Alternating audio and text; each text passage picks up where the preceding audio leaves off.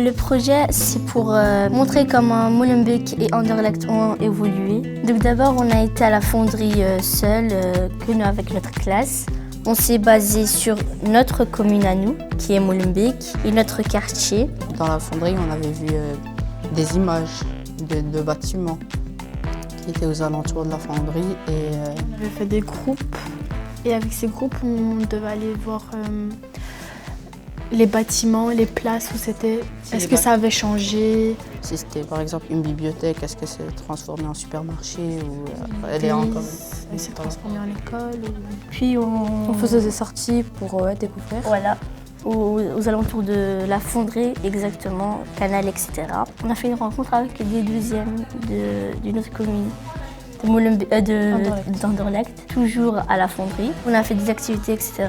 On a mis un peu en commun eux, leur vision de leur commune et de la nôtre. Et puis on s'est basé sur l'exposition photo. Et à partir de l'exposition photo, là on a commencé à faire des sorties avec la photographe. On est parti à l'abattoir pour Anderlecht, le canal, etc. Et de l'autre côté, Molenbeek et les alentours de notre école.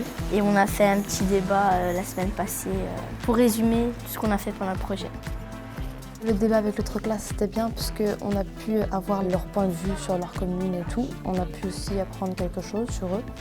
Le fait qu'on l'ait déjà rencontré, c'est comme un ami, une connaissance. Comme si on calculait moins ce qu'on disait.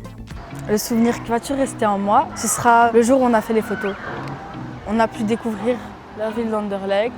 On a fait également de très belles photos. On a eu un très bon résultat au final. Et je trouve que c'est le plus important. Au moins, on a pu apprendre les choses, à mieux connaître notre ville et également la ville de Molenbeek. Une fois, on était sortis seuls, juste notre classe, et on était partis faire des photos des gens, leur poser des questions. Et après ça, on leur demandait si on pouvait prendre une photo d'eux pour avoir une preuve de ce qu'ils allaient.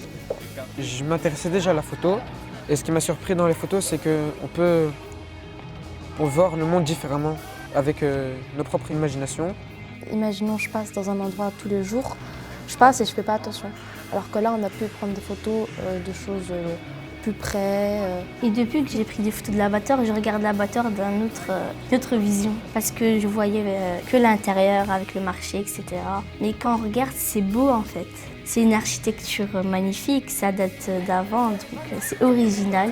Et depuis que Johanna est venue avec nous faire les photos, j'ai bien appris à cadrer, à prendre des belles photos. Moi aussi, je me rappelle, on était parti chez un monsieur. C'était l'un des premiers chauffeurs de métro.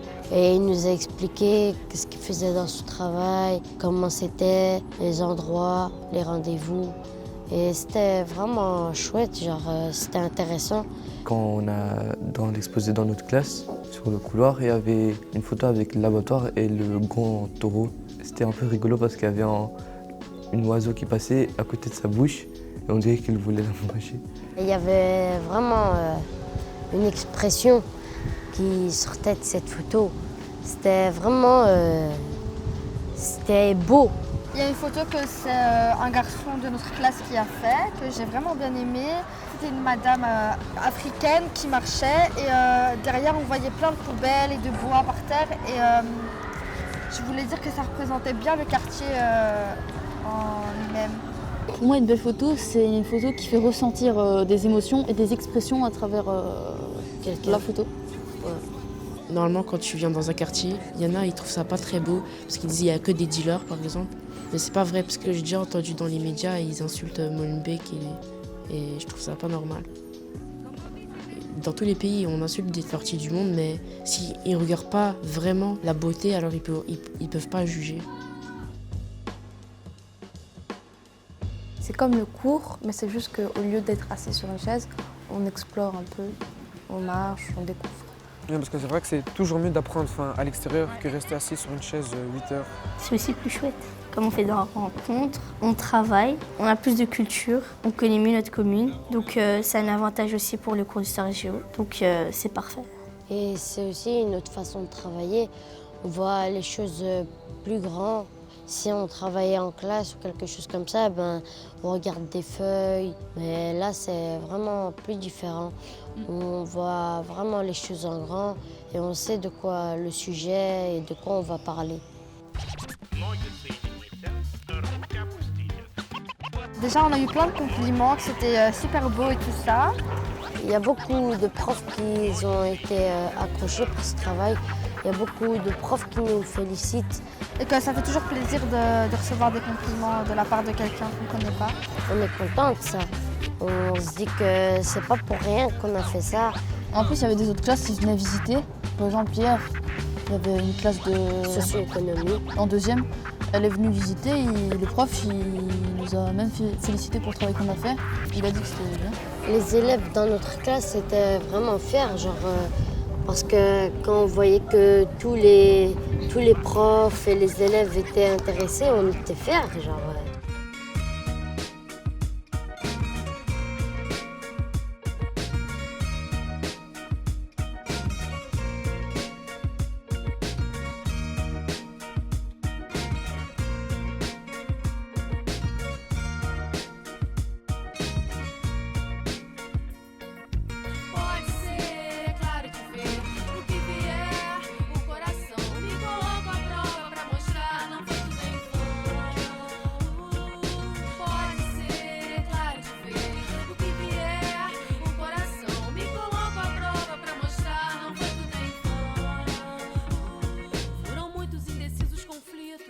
E o pavor do desconhecido.